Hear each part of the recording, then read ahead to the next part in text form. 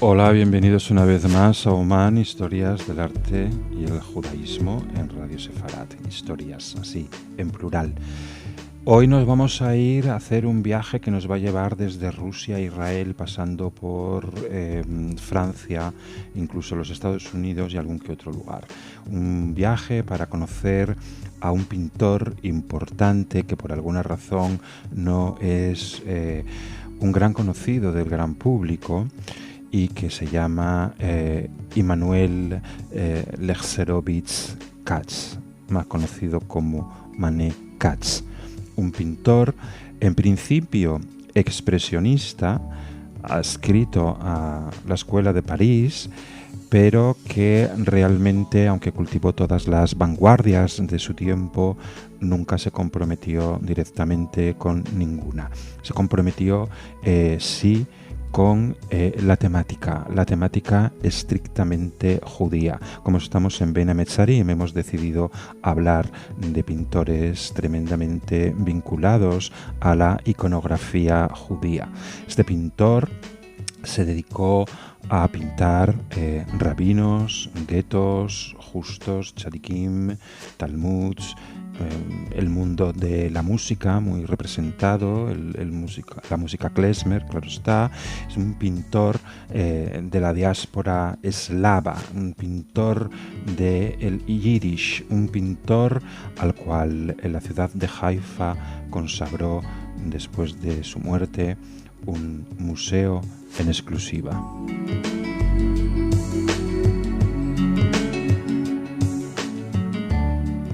Mané Katz fue a nacer en una ciudad que hoy pertenece a Ucrania, pero entonces formaba parte del Imperio Ruso.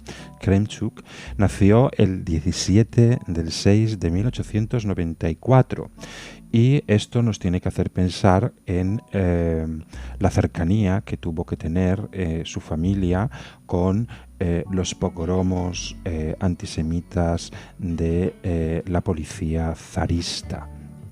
Él era el séptimo hijo de un matrimonio muy, muy religioso, un matrimonio formado por Malka Rabinovich, y su padre era Leiser Katz, que era el shamash, el kavai de una de las muchas sinagogas que había en este momento en Kremchuk. El niño vivía inmerso en el mundo del judaísmo, estudió desde muy pequeño en un cheder y también en una yeshiva.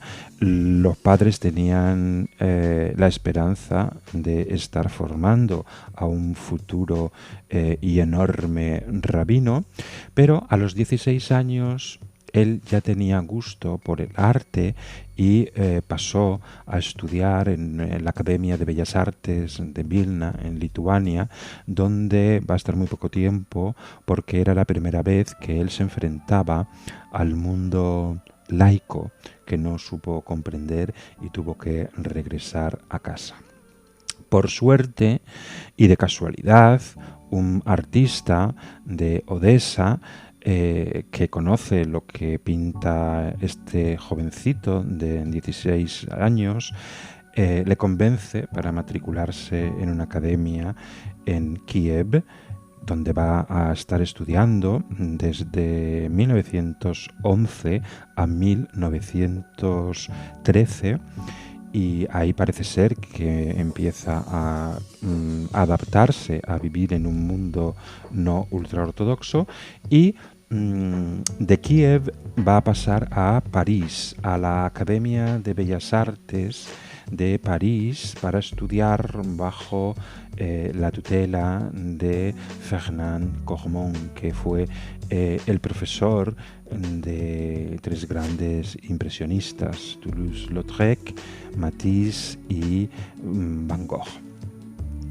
Él no se va a dedicar al impresionismo, sino que va a tener una clara tendencia a lo siguiente, al expresionismo, aunque en algunos momentos también va a cultivar otras vanguardias.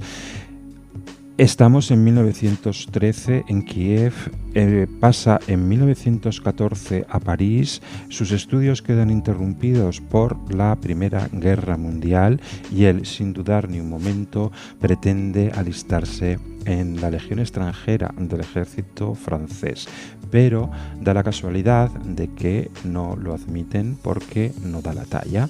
Era una persona pues bastante bajita.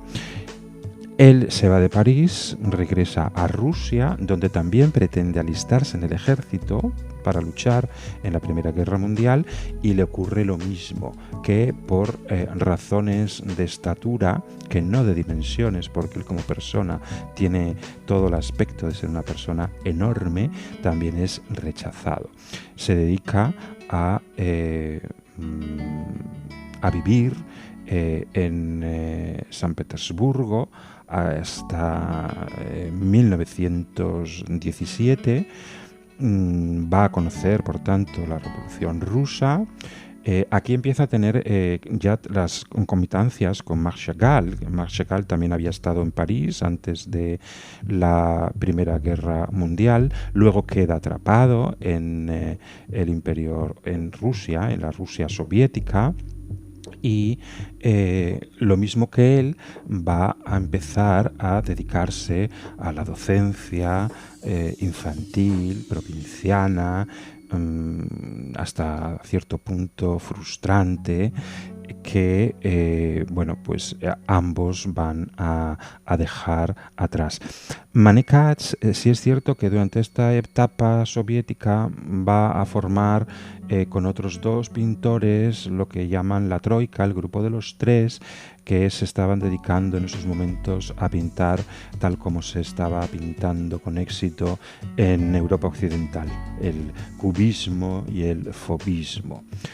Los cuadros que pintaba empezaron a tener éxito, y en un viaje que hizo a Berlín para exponer en 1921, acabada ya la guerra, en vez de regresar a Rusia, decidió regresar a París.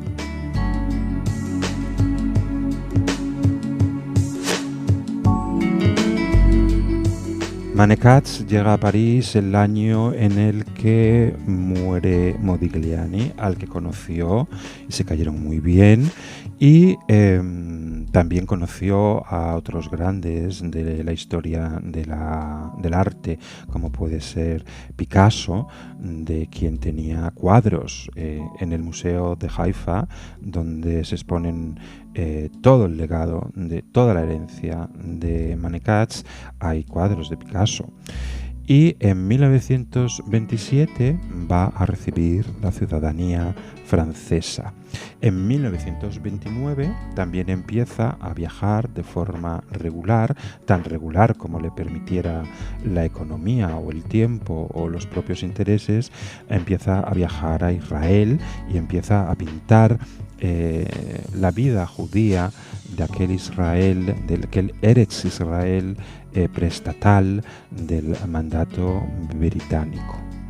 Con la llegada de la Segunda Guerra Mundial va a ocurrirle algo importante. Es detenido por los nazis, pero consigue escaparse, y además no escaparse solamente del momento, sino también huir de Francia. No estamos seguros, pero parece ser que a través de estos barcos españoles que fletaba el periodista norteamericano Varian Frike con el Joint, y se va a radicar en Nueva York entre los años 1940 y 1945. Cuando regresa a Europa, una vez terminada la guerra, va a regresar a París, pero en 1958 va a hacer aliyá a Israel, se va a radicar en Haifa, donde el alcalde que tenía el ayuntamiento de entonces le va a regalar una casa en el Monte Carmelo para hacer un taller que va a convertirse después en el Museo de Mané Katz.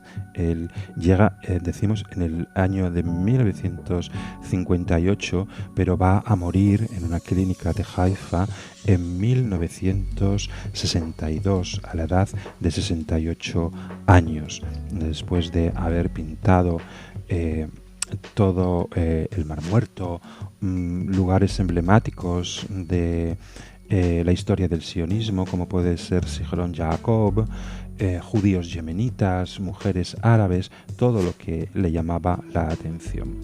Realmente la aliyá de Mané Katz, además de la aliyá física, de la aliyá sionista, también es una aliyá que va en la paleta de sus colores. En principio sus cuadros son de una luz más sombría, como puede corresponder a la luz centroeuropea o a los grises de la lluvia parisina, y después va a pasar a unos colores brillantes, claros, alegres, como pueden ser propios de la luz medio oriental, mediterránea, de esta ciudad que a él tanto le gustó, que fue Haifa. Las concomitancias entre Chagall y Katz, aparte de las ya comentadas, es que Chagall pinta poéticamente el universo judío de su infancia, algo que parece que en Katz también es muy evidente, que no se puede olvidar de sus primeros 16 años de vida totalmente religiosa. Ambos van a pintar la música, van a pintar muchos instrumentos y muchos instrumentistas, pero mientras que, por ejemplo, Chagall pinta violinistas, en el caso de Katz van a ser violonchelistas. Y las diferencias es, bueno, una muy básica, muy obvia, que es que Chagall lo que pinta realmente es el universo de la Torá, las figuras emblemáticas de todo el relato tanágico, mientras que Mané Katz lo que pintan no es el judaísmo, sino los judíos, las personas, los rabinos. Y esto es el punto en el que se diferencian. Y esto ha sido todo por hoy en Ahoman, historias del arte y el judaísmo. Nos encontramos aquí cuando tú quieras con una historia completamente distinta.